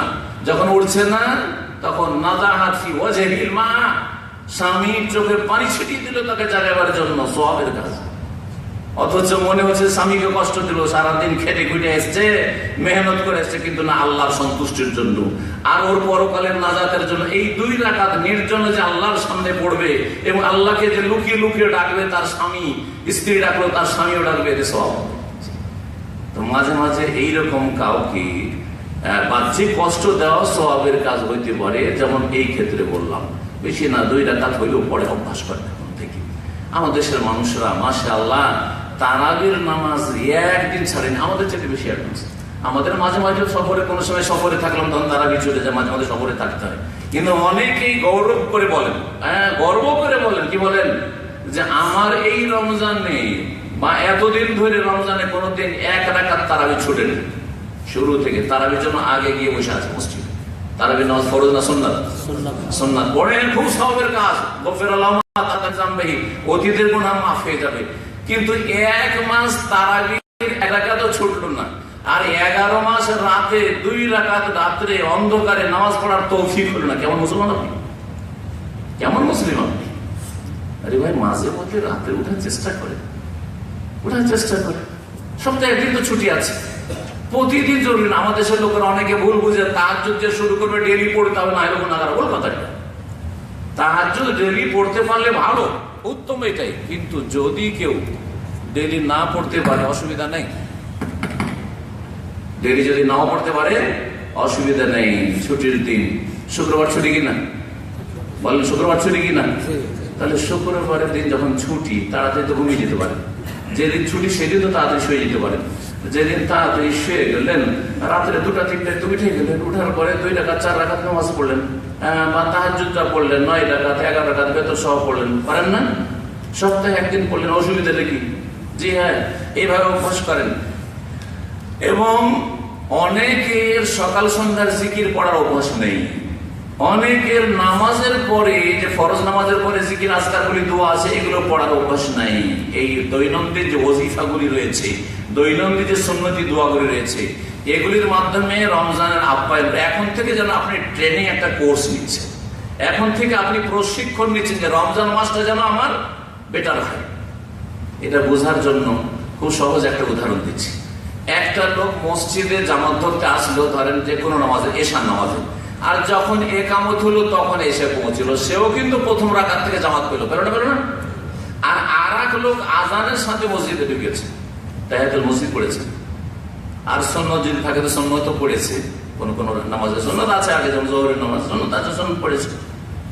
আর তারপরে কিছু করেন, তেলাওয়াতের সুযোগ পেয়ে গেল, বা একটু আজান একামতের মাঝখানে দোয়া করারও সুযোগ পেয়ে গেল, এই সময় দোয়া কবুল হয়। আর তারপরে একামতের সাথে জামাত ধরলো, দুইজনই কিন্তু 1ম রাকাত থেকে একামত থেকে পেয়েছে, তাকবীরে তাহরিয়া পেয়েছে, কিন্তু দুইজনের নামাজের কোয়ালিটি সমান? অবশ্যই সমান না। একজন 10 মিনিট 15 মিনিট আগে থেকে এসে রেডি হয়ে আছে, মানসিক দিক থেকে, শারীরিক দিক থেকে, সব দিক থেকে, আর একজন আসলো আর একামত হয়ে গেল, দুইজনের পার্থক্য আছে। ঠিক ওই রকমই রমজান আসার আগে একটু ভালো আমল বাড়ার আল্লাহ যেন আমাদের সকলকে তৌফিক দান করেন। 6 নম্বর পদক্ষেপ হচ্ছে রমজানের আগে জামাতে নামাজ পড়ার ক্ষেত্রে যত্নবান হন। জামাত যেন না ছুটে, আগে থেকে আপনি ট্রেনিং নেন। এই যে রমজান মাস আসলে জামাত ছাড়বো না, আমি জামাতের পাবন্দি করবো না, না না, আগে থেকে আপনি ট্রেনিং করেন। জামাত না ছুটে অবহেলা করিয়েন না, গাফিলতি করিয়েন না। যাবো, যাচ্ছি, এই তো যাচ্ছি, যেতে যেতে 2 মিনিট 3 মিনিট আগে হয়তো ইমাম শুরু করে, আপনার টার্গেট ফেল, অনেক সময় টার্গেট ফেল হয়ে যায় না। একটু আগে গিয়ে বসে গেলে তার টার্গেট ফেল হবে না। সুতরাং জামাত সহকারে নামাজ পড়ার চেষ্টা করেন। বিশেষ করে এশার নামাজ, ফজর নামাজ, এই 2টো নামাজকে মুনাফিকদের জন্য ভারী বলেছে রাসূলুল্লাহ সাল্লাল্লাহু আলাইহি ওয়াসাল্লাম। সুতরাং আজকাল এশার নামাজ তো ভারী লাগে না, ফজর নামাজটা হচ্ছে মুমিন আর মুনাফিক, খাঁটি মুমিন আর মুনাফিকের মাঝে পার্থক্য নির্ণয়কারী নামাজ। যদি ফজরের জামাতে হাজির হইতে পারেন তাহলে মানে আলহামদুলিল্লাহ আমার মধ্যে মুনাফিকি নেই। আর যদি ফজরের নামাজে বেশিরভাগ মিস চলে যাচ্ছে তাহলে জেনে নেন যে আমার মধ্যে এখন মুনাফিকি আছে। এখন আমাকে চেষ্টা করতে হবে মুনাফিকি মুক্ত হওয়ার। আপনাকে আমি মুনাফিক বলবো না, কেউ মুনাফিক বলবে, আপনি নিজেই কে মুনাফিক বলেন। যেমন উমর রাদিয়াল্লাহু তাআলা আনহু এত ভয়ে থাকতেন হুযায়ফা রাদিয়াল্লাহু তাআলা আনহুকে নবী করিম সাল্লাল্লাহু আলাইহি ওয়াসাল্লাম গোপন মেলা কথা বলতেন ফিতনা ফাসাদ সম্পর্কে, বারবার করে জিজ্ঞাসা করতেন তার খেলাফত আমলে যে হুযায়ফা তোমাকে আল্লাহর কসম দিয়ে বলছি, তোমাকে আল্লাহর দোহাই দিয়ে বলছি, বলো তো হাল আতানি রাসূলুল্লাহ সাল্লাল্লাহু আলাইহি ওয়াসাল্লাম মিনাল মুনাফিকিন, মুনাফিকদের যে লিস্ট নবী করিম সাল্লাল্লাহু আলাইহি ওয়াসাল্লাম বলেছেন ওর মধ্যে কি আমার নামটা আছে নাকি, আমিও কি মুনাফিক নাকি, একটু বলো তো তুমি। তখন হুযায়ফা বলতেন যে এত আপনি যখন জিজ্ঞাসা করছেন আপনাকে শুধু বলবো আর কাউকে বলবো না, না না আপনার নাম মুনাফিকদের খাতায় নেই। নবী করিম জীবনে কোনোদিন মুনাফিকদের কথা যে বলেছেন, মুনাফিকদের নাম ধরে যে চিহ্নিত করেছেন, আপনার নাম কখনো উল্লেখ করেন নাই। সম্মানিত ভাতৃমণ্ডলী, আপনি নিজেকেই অভিযুক্ত করেন যে আমার মধ্যে মুনাফিকি আছে, কারণ মাসে 10 দিনও আমি ফজরে যেতে পারি না, আর মাসে 25 দিন যেতে পারছেন, 28 দিন যেতে পারছেন, মাঝে মধ্যে 1-2 দিন উঠতে পারছেন না, না তাহলে চেষ্টা আছে আপনার, হয়তো কোনোদিন চেষ্টায় ব্যর্থ হয়েছেন এবং সেটাকেও আপনি কভার করার চেষ্টা করেন। আল্লাহ যেন আমাদের সকলকে তৌফিক দান করেন। 7 নম্বর পদক্ষেপ হচ্ছে যে আপনি নিজেকেই শুধু ভালো করবেন না, আশেপাশের লোকে ভালো করার চেষ্টা করবেন। যেখানে থাকেন না কেন, আপনার ছেলে মেয়ে থেকে শুরু করেন, স্ত্রী, তারপরে বাপ মা, ভাই বোন, আত্মীয় স্বজন, প্রবাসে আছেন এখানে আপনার রুমমেট থেকে শুরু করেন, রুমের লোক, আপনার বিল্ডিং এর লোক, আপনার আশেপাশে যারা আছে ওদেরকে চেষ্টা করেন দিনের দাওয়াত দেন। আপনি নিজেও নামাজি হন, নিজেও পরহেজগার হন, আর অন্যদেরকেও আল্লাহর আযাব থেকে, জাহান্নাম থেকে বাঁচাবার চেষ্টা করুন। কু আনফুসাকুম ওয়া আহলিকুম নারা, নিজেকে রক্ষা করো, নিজের পরিবার পরিজন, আত্মীয় স্বজনদেরকে জাহান্নামের আযাব থেকে রক্ষা করো। আল্লাহ যেন আমাদের তৌফিক দান করেন। আপনাকে মুখে বলতে হবে জরুরি না, একেবারে লিঙ্ক পাঠিয়ে দেন। আজকাল তো খুব সহজ। একসময় আমাদের পয়সা খরচ করে কি দিতে হইতো, কাউকে ইউএসবি দিতে হইতো 10-15 রিয়াল 20 রিয়াল দিতে, কাউকে আবার মেমোরি দিতে হইতো 8 রিয়াল 10 রিয়াল 20 রিয়াল করে মেমোরি কিনে দিতে হইতো, বুঝছেন না? ওসব দিতাম না, কিতাব দিতে হইতো, পয়সা খরচ করে দিতে হইতো। তার আগে অডিওর যুগ, আমার এই 20 বছরের দাম, আমার 20 বছর যে অডিও, একটা অডিও 90 মিনিট মাত্র শুনতে পাবে, 3 রিয়াল দিয়ে কিনে দিতে হইতো, 60 মিনিট 2 রিয়াল দিয়ে কিনে দিতে হইতো, আর না হলে নিজেই কিনতো, যে কিনছে না তাকে কিনে দিতে হইতো। তার আমাদের দিনী ভাইদেরকে যারা দাওয়াতি কাজ করতো তাদের কত পয়সা খরচ করতে হয়েছে। এখন হোয়াটসঅ্যাপের যুগে আর ইমোর যুগে শুধু একটা লিঙ্ক পাঠিয়ে দেবে, কপি পেস্ট, কপি আর পেস্ট একটা লিঙ্ক নিয়ে ভালো একটা লিঙ্ক ওই আকীদা সম্পর্কে, নামাজ সম্পর্কে, রোজা সম্পর্কে, তারাবি সম্পর্কে, ইত্যাদি ইত্যাদি যে কোনো মাসলা মাসাইল সম্পর্কে আপনি দাওয়াত দিলেন। আপনি নন মুসলিমকে দাওয়াত দিতে পারবেন, মুসলিমদেরকে দাওয়াত দিতে পারবেন, যে বেনামাজি আছে তাকে দাওয়াত দিতে পারবেন, যে চরিত্রহীন তাকে দাওয়াত দিতে পারবেন, যার মধ্যে যে রোগ রয়েছে ওর সাথে কথা না বলে লিঙ্ক পাঠিয়ে দাওয়াত দিতে পারবেন। আপনার লিঙ্কটা খুললো, আর ওর চরিত্র খারাপ, ও হয়তো মদখোর, ও হয়তো ফজর নামাজে আসে না, ফজর নামাজের গুরুত্ব শুনলো, ছেড়ে দিবে। ধূমপান করে, সিগারেট খায়, জর্দা খায়, জর্দা তামাক হারাম, ধূমপান হারাম শুনলো, আপনি জানতেও পারলেন না, কিন্তু আপনার কাজ হয়ে গেছে আল্লাহর কাছে। আর যত নেকি সে করতে থাকলো আপনার ভাগে আসতে থাকলো। এই রাস্তাগুলি খোঁজার চেষ্টা করে। আল্লাহ যেন আমাদের সকলকে তৌফিক দান করেন। 8 নম্বরে রমজানের আপ্যায়নের জন্য বলবো, সেটা হচ্ছে যে রমজানের জন্য একটা স্কেজুয়াল তৈরি করেন। একটা আপনি কি তৈরি করবেন, তালিকা, সময় তালিকা, যে আমি কি করব, সকালবেলা কি করব, দুপুরবেলা জোহরের নামাজের পরে কি করব, আসর পরে কি করব, দিনে কত পারা কোরআন পড়বো, আর কতবার ইস্তিগফার আস্তাগফিরুল্লাহ পড়বো, কতবার লা ইলাহা ইল্লাল্লাহ পড়বো, কতবার সুবহানাল্লাহ পড়বো, কতবার লা ইলাহা ইল্লাল্লাহ ওয়াহদাহু লা শারীকা লাহুল মুলকু ওয়া লাহুল হামদু ওয়া হুয়া আলা কুল্লি শাইইন কাদির পড়বো, কতবার সুবহানাল্লাহি ওয়া বিহামদিহি সুবহানাল্লাহিল আযীম পড়বো, কতবার সুবহানাল্লাহি ওয়া বিহামদিহি আদাদা খালকিহি ওয়া রিজা নাফসিহি ওয়া জিনাতা আরশিহি ওয়া মিদাদা কালিমাতিহি পড়বো, ইত্যাদি ইত্যাদি। অথবা দান খেরাতের ক্ষেত্রে আমি এই রমজান মাসে এত টাকা আমি যাকাত ছাড়াও এত টাকা আমি সাদকা খেরাত করব, আমার বেতনের এত টাকা আমি দান করব। এইভাবে বহু কাজ করা যেতে পারে। রমজান মাসের যেন একটা আপনার প্ল্যান থাকে যে পড়বো, তারপরে এত ভাইদের সাথে দেখা সাক্ষাৎ করে দাওয়াত দেব, এত আত্মীয় স্বজনদের সাথে আমি যোগাযোগ করবো, ইত্যাদি ইত্যাদি। জানেন যে রমজান মাসে সৌদি আরবে ডিউটি কম, 8 ঘন্টা জায়গায় 6 ঘন্টা অনেকের ডিউটি রয়েছে। তারপরে অনেক সুযোগ সুবিধা রয়েছে। এখানে সারা রাত জেগে থাকছেন, ফালতু ফালতু বসে না থেকে দিনের কাজ করেন, নেকির কাজ করেন। আল্লাহ যেন আমাদের সকলকে তৌফিক দান করেন। 9 নম্বর, রমজান মাসের আপ্যায়নের উপায় হচ্ছে যে নেকির কাজগুলিকে জীবিত করেন, মরা সুন্নত গুলিকে জীবিত করেন। মেলা সুন্নত কিন্তু মৃত সুন্নত। আজকাল মানুষ চেনা জানা না থাকলে সালাম দেয়। এমন হয়েছে যে একটা লোক দাড়িওয়ালা কিন্তু পরিচয় নেই, ওকে সালাম দেন। আর একটা লোকের দাড়ি নাই কিন্তু চেনার পরিচয়, ওকে সালাম দেন। আচ্ছা, দাড়িটা তো না থাকলেও মুসলমান, কিন্তু একটা লোক বেনামাজি, ওর সাথে পরিচয় আছে। আর একটা লোক নামাজি, একবারে মাথা মারা নামাজি, তাকেও সালাম দেন, কারণ তার সাথে পরিচয় নেই। দেখতে পান না আজকাল? সুবহানাল্লাহ, অবাক হয়ে যাবেন। এটা কিয়ামতের আলামত। আসসালামুল মারফা, সালাম থাকবে শুধু চেনা জানার ভিত্তিতে। কার সাথে পরিচয় আছে? বেনামাজি, আসসালামু আলাইকুম, কেমন আছো ভাই? একেবারে বেনামাজি, বড় শিরকারী, ওকে সালাম দেওয়া যায় নাই, তারপর ওকে সালাম দিচ্ছে। সিগারেট খাচ্ছে হারাম অবস্থায়, পাপের অবস্থায়, এদিকে আজানে জামাত চলছে আর বসে আছে, ওকে সালাম দিচ্ছে। কিসের জন্য? ওর সাথে পরিচয় আছে সেই জন্য। কিন্তু আল্লাহর ওলিকে সালাম দিচ্ছে না। না, এগুলো মৃত সুন্নাত। আমার দেশে তাহিয়াতুল মসজিদে গেলে নামাজ পড়ে বসতে হবে না, লাল বাতি জ্বালা আছে জমার দিন, মানা হারাম নামাজ পড়া। হ্যাঁ, রেড সিগন্যাল দেওয়া আছে, বিদাত উঠাইতে হবে। কিন্তু মারামারি করেন না, ঝগড়া করেন না, সুন্নতকে জীবিত করার চেষ্টা করেন, মানুষকে জ্ঞান দেওয়ার চেষ্টা করেন। মানুষ অজ্ঞতে আছে, অন্ধকার জগতে আছে। হ্যাঁ, জানে না বেচারারা, মাজুর, তাদেরকে জানাবার চেষ্টা করেন।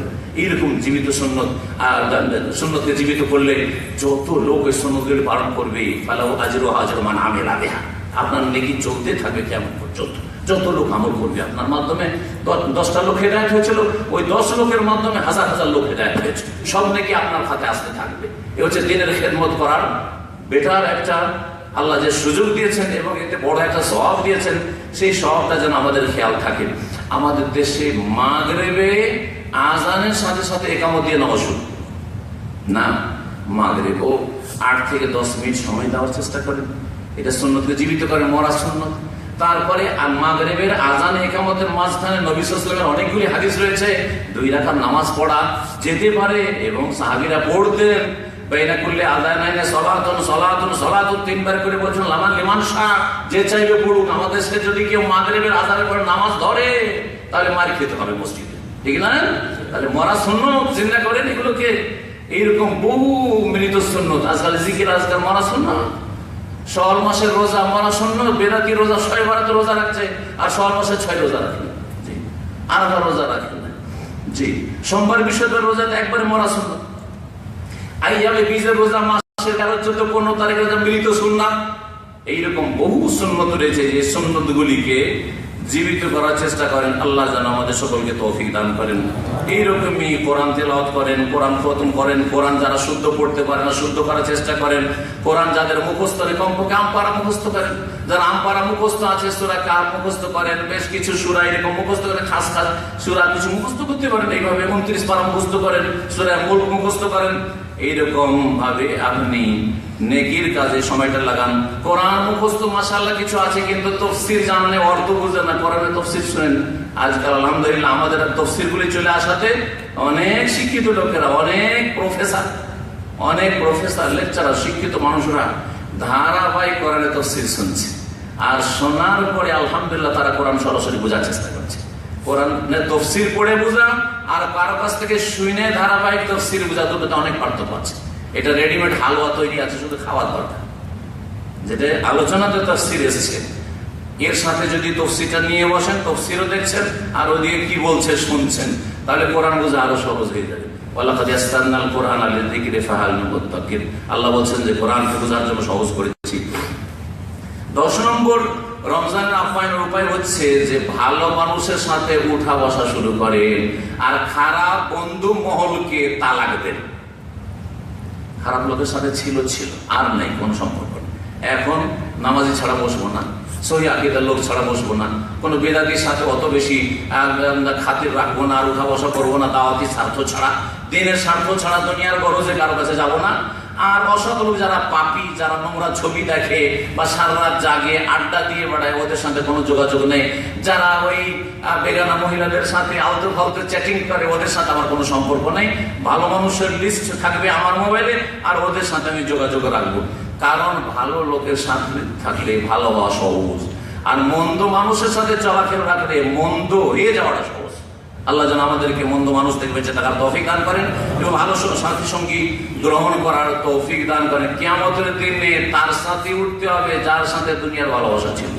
আপনার সাথী সঙ্গী মহল যদি ভালো হয়, তারা জান্নাতে যাবে, আপনিও জান্নাতে যেতে পারবেন। আর আপনার সাথী সঙ্গীরা যদি খারাপ হয়, তো আপনাকে ওদের সাথে উঠতে হবে। আল মারউ মা মান আহাব্বা ইয়াউমাল কিয়ামা, প্রসিদ্ধ হাদিস, অনেকগুলি হাদিস রয়েছে।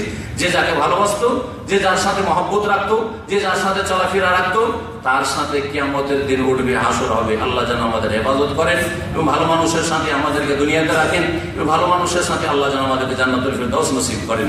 11 নম্বর বলে শেষ করব, সেটা হচ্ছে যে আজকাল যে মিডিয়ার ফিতনা, আর মিডিয়াতে নেকি সামান্য হচ্ছে, পাপের দরজা এরকম খোলা আছে।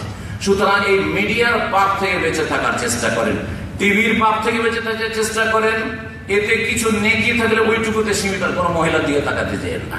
ইউটিউবে যে পাপ ভরা আছে, নোংরা ছবি ভরা আছে, উলঙ্গ ভরা আছে, এগুলো থেকে বেঁচে থাকেন।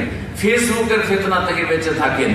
ইন্টারনেট জগতে যে ফিতনা, যেই ফিতনায় যুবকদের চরিত্রকে ধ্বংস করে দিচ্ছে, সমাজে যে অবক্ষয় নেমে এসছে, আর সমাজে বরবাদ হয়ে যাচ্ছে, আর জেনা দরজা খুলে যাচ্ছে, অথবা এইরকম বহু পাপের দরজা খুলে যাচ্ছে। চোখের পাপ, কানের পাপ, আর হাতের পাপ, আর পায়ের পাপ, অন্তরের পাপ, বহু পাপে মানুষ ডুবে যাচ্ছে, ভালো ভালো মানুষ খারাপ হয়ে যাচ্ছে। আল্লাহ রাব্বুল আলামিন এই সমস্ত ফিতনা থেকে বেঁচে থাকার তৌফিক দান করেন। রমজান মাসের রাত জাগছেন, সারা রাত ঘুম আসে না, কেউ ঘুমায় না, আর নেটে চ্যাটিং করছেন, আর না হলে ফেসবুক নিয়ে পড়ে আছেন, আর না হলে ইউটিউবে খারাপ ছবি দেখছেন। তা বরবাদ করলেন না আপনি, লাইফটা বরবাদ করলেন, আপনি রমজানটা বরবাদ করলেন। আল্লাহ যেন সমস্ত ফিতনা থেকে বেঁচে থাকার তৌফিক দান করেন। আর আল্লাহ যেন আমাদেরকে এইসব মিডিয়া থেকে, আর এই যে সামাজিক যোগাযোগ মাধ্যম যেগুলো রয়েছে, সোশ্যাল মিডিয়া, এগুলির ভালো দিক থেকে লাভবান হওয়ার তৌফিক দান করেন। আল্লাহ রাব্বুল আলামিন আমাদেরকে রমজান মাসের সিয়াম, রোজা সুন্দরভাবে রাখার তৌফিক দান করেন, সুস্থ রাখেন। আল্লাহ যেন আমাদেরকে ঈমানের অবস্থা রাখেন, কিয়াম তারাবি যেন তৌফিক দান করেন, কোরআন তেলাওয়াতের বেশি বেশি তৌফিক দান করেন, সাদকা যাকাতের যেন আল্লাহ তৌফিক দান করেন, বেশি বেশি দান খায়রাতের আল্লাহ যেন তৌফিক দান করেন। আল্লাহ রাব্বুল আলামিন যেন এই রমজান মাসে যত নেকির কাজ হইতে পারে, সমস্ত নেকির কাজ আমাদেরকে বেশি বেশি অংশ নেওয়ার তৌফিক দান করেন। আল্লাহ যেন আমাদের রমজান মাসে যেন আমাদেরকে রহমত করেন, আমাদের মাগফিরাত করেন, গুনাহ খাতা মাফ করে দেন, এবং আমাদের সার্বিক জীবনে যেন বরকত ঢেলে দেন, এবং আমাদেরকে জাহান্নামের আযাব থেকে যেন আমাদের স্বাধীন করে দেন, আজাদ করে দেন। আল্লাহুম্মা বারিক লানা ফিমা বাকিয়া মিন শাবান ওয়া বাল্লিগনা রমাদান। রব্বানা তাকাব্বাল মিন্না ইন্নাকা আনতাস সামিউল আলিম। রব্বানা আতিনা ফিদ দুনিয়া হাসানা ওয়া ফিল আখিরাতি হাসানা ওয়া কিনা আযাবান নার। রব্বানা যালামনা আনফুসানা ওয়া ইল্লাম তাগফির লানা ওয়া তারহামনা লানাকুনান্না মিনাল খাসিরিন। সুবহানা রাব্বিকা রাব্বিল ইজ্জাতি আম্মা ইয়াসিফুন ওয়া সালামুন আলাল মুরসালিন ওয়ালহামদুলিল্লাহি রাব্বিল আলামিন।